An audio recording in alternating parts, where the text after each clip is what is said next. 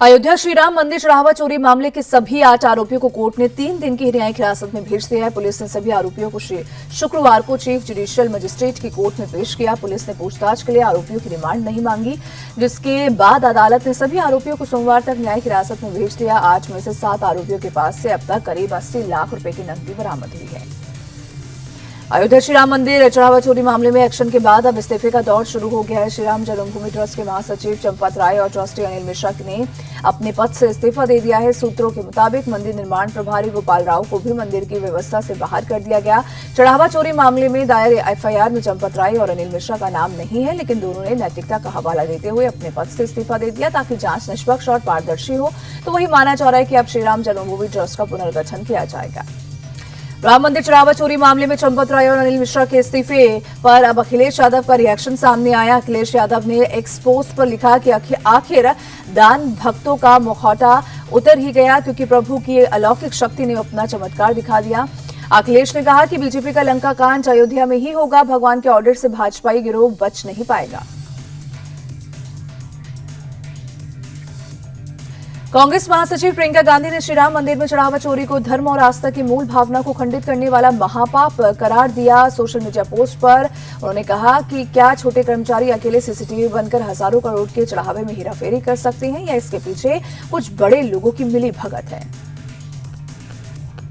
वही अयोध्या के रामलला के दर्शन के बाद अरविंद केजरीवाल ने सरकार पर बड़ा हमला बोला। चढ़ावा चोरी कांड पर केजरीवाल ने कहा कि राम मंदिर में महा डकैती हुई और इसमें बड़े बड़े लोग शामिल हैं। इस मामले में पहले फर्जी एसआईटी बनी, उसके बाद एफआईआर फर्जी हुई और फर्जी गिरफ्तारियां भी हुई। चढ़ावा चोरी को लेकर सीएम योगी और अरविंद केजरीवाल आमने सामने आ गए हैं। योगी ने कहा कि दिल्ली से एक सज्जन अयोध्या आए हैं, ये वही हैं जिन्होंने दिल्ली को बर्बादी और भ्रष्टाचार के सिवाय कुछ नहीं दिया। इस पर केजरीवाल ने पलटवार किया। केजरीवाल ने योगी से पूछा कि आखिर आप चंदा चोरों का साथ क्यों दे रहे हैं? ये चंदा चोर आपको भी हटाने का षड्यंत्र कर रहे हैं। ये लोग आपकी कुर्सी भी नहीं छोड़ेंगे। इन लोगों को फांसी दिलवाने के मेरे संघर्ष में आप भी मेरा साथ दीजिए। पीएम मोदी आज 3 दिवसीय दौरे पर सेशल्स जाएंगे। प्रधानमंत्री सेशल्स के नेशनल डे के स्वर्ण जयंती समारोह में बतौर मुख्य अतिथि शामिल होंगे। विदेश मंत्रालय के मुताबिक पीएम मोदी का ये राजकीय दौरा सेशल्स के राष्ट्रपति पैट्रिक हरमनी के निमंत्रण पर हो रहा है।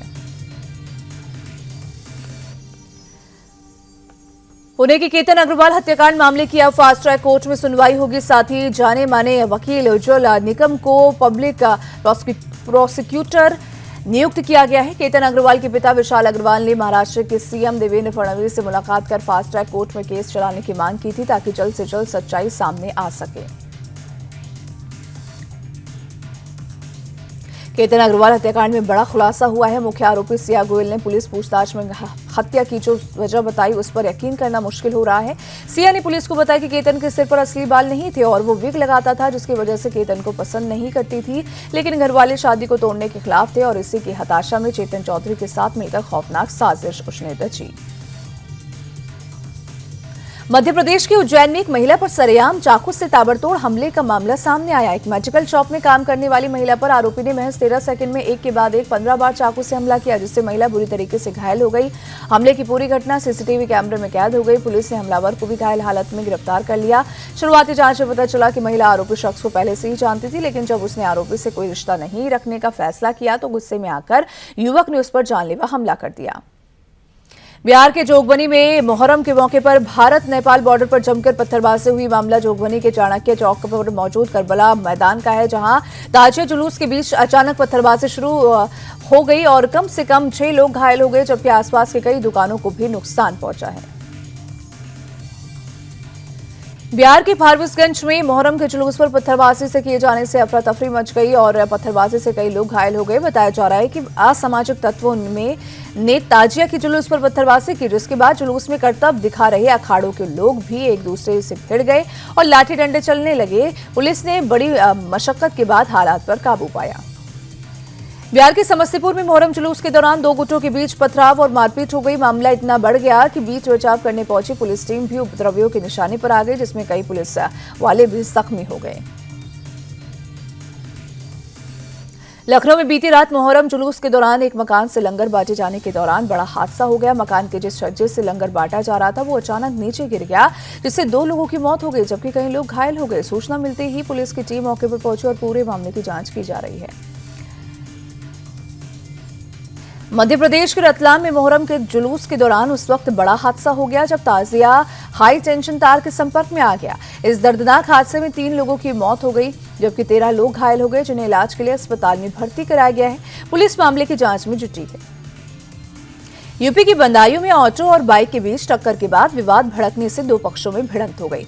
इसमें दोनों पक्ष के 8 लोग जख्मी हो गए। मामला कुरेशिया मोहल्ले के मछली बाजार का है, जहां दीपक नाम के एक युवक की ऑटो के आदिल नाम के एक शख्स की बाइक से टक्कर हो गई, जिसके बाद दोनों में कहासुनी शुरू हो गई और बात बढ़ते बढ़ते मारपीट में तब्दील हो गई। दोनों पक्ष के लोगों ने एक दूसरे पर लाठी डंडे से हमला कर दिया, जबकि आसपास के घरों की छतों से महिलाओं ने भी ईंट पत्थर की बारिश कर दी। पुलिस ने अब तक 10 लोगों को हिरासत में लिया है।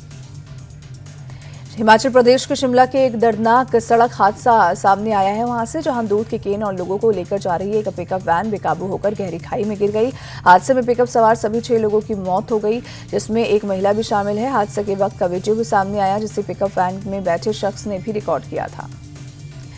उत्तर प्रदेश के सहारनपुर में दिल्ली देहरादून हाईवे पर हुए सड़क हादसे में 4 लोगों की मौत हो गई जबकि 3 लोग घायल हो गए, जिन्हें तुरंत अस्पताल पहुंचाया गया, जहां उनकी हालत स्थिर बताई जा रही है। जानकारी के मुताबिक एक परिवार जो हरियाणा से हरिद्वार जा रहा था, उनकी गाड़ी को पीछे से दूसरी गाड़ी ने टक्कर मार दी, जिसकी वजह से यह हादसा हुआ। फिलहाल पुलिस ने केस दर्ज कर लिया है। जम्मू कश्मीर के सोपोर में पेट्रोल पंप के पास एक शॉपिंग कॉम्प्लेक्स में भीषण आग लगने से हड़कंप मच गया। मौके पर धुएं कर लपटें उठने लगी। सूचना मिलते ही दमकल की टीम पहुंची और घंटों की मशक्कत के बाद हालात पर काबू पाया गया। आग से बड़े पैमाने पर नुकसान की आशंका जताई जा रही है। तमिलनाडु के अवादी में कपड़ों की एक दुकान में आग लगने से अफरा तफरी मच गई और देखते ही देखते आग ने पूरी दुकान को अपनी चपेट में ले लिया। मौके पर पहुंचे दमकल कर्मियों ने कड़ी मशक्कत के बाद आग पर काबू पाया। हिमाचल प्रदेश के शिमला में बीती शाम हुई भारी बारिश ने लोगों की परेशानी बढ़ा दी। बारिश की वजह से कई इलाकों में सड़कों पर पानी भर गया और जिसकी वजह से गाड़ियों की रफ्तार थम गई। लोगों को आवाजाही में मुश्किलों का सामना करना पड़ रहा है। पश्चिम बंगाल के सिलीगुड़ी में लैंडस्लाइड की वजह से यातायात प्रभावित हुआ है। सड़कों पर पहाड़ से टूटकर मलबा आने से आवाजाही बाधित हुई। हालांकि मौके पर यातायात के बहाल करने का काम भी जारी है। प्रशासन की टीम सड़क से मलबा हटाने में जुटी है। गोरखपुर दौरे पर पहुंचे मुख्यमंत्री योगी आदित्यनाथ ने शहर के लोगों को कई सौगात दी है। एक सुपर स्पेशलिटी हॉस्पिटल का उद्घाटन करने के साथ ही उन्होंने योजनाओं की प्रोग्रेस रिपोर्ट ली और इस दौरान मुख्यमंत्री योगी ने एक सभा को भी संबोधित किया। देश की पहली हाइड्रोजन ट्रेन का फाइनल हाई स्पीड ट्रायल किया गया और इसे 2 डीजल इंजनों के साथ जोड़कर जिंद से दिल्ली के लिए रवाना किया गया। हाइड्रोजन से चलने वाली यह ट्रेन 120 किलोमीटर प्रति घंटे की रफ्तार से चलेगी और इस ट्रायल के दौरान ट्रेन की तकनीकी क्षमता और सुरक्षा मानकों की जांच की गई। हाई स्पीड परीक्षण के लिए इस बाहर से हाइड्रोजन गैस का एक विशेष टैंकर मंगवाया गया था ताकि ट्रेन को पर्याप्त ईंधन मिल सके। जॉर्जिया की संसद शुक्रवार को जंग का मैदान बन गई। प्रधानमंत्री इराकली कोबा हिज्जे के सालाना संबोधन के दौरान सत्ताधारी जॉर्जियन ड्रीम पार्टी के सांसदों की विपक्षी गखारिया फॉर जॉर्जिया पार्टी के एक सांसद से भिड़ंत हो गई। विपक्षी सांसदों ने जब पीएम इराकली पर लोकतांत्रिक पतन और देश को यूरोपीय संघ के मार्ग से भटकाने का आरोप लगाया तो स्थिति तनावपूर्ण हो गई और सत्ताधारी पार्टी के मेंबर विपक्ष से भिड़ गए। तो वहीं पीएम इराकली ने विपक्ष पर अभद्रता करने और शारीरिक हमले का आरोप लगाया। चीन की राजधानी बीजिंग में शुक्रवार को एक बड़ा हादसा हो गया है। बीजिंग की सबसे ऊंची 109 मंजिला इमारत सिटिक टावर से एक छोटा विमान टकरा गया।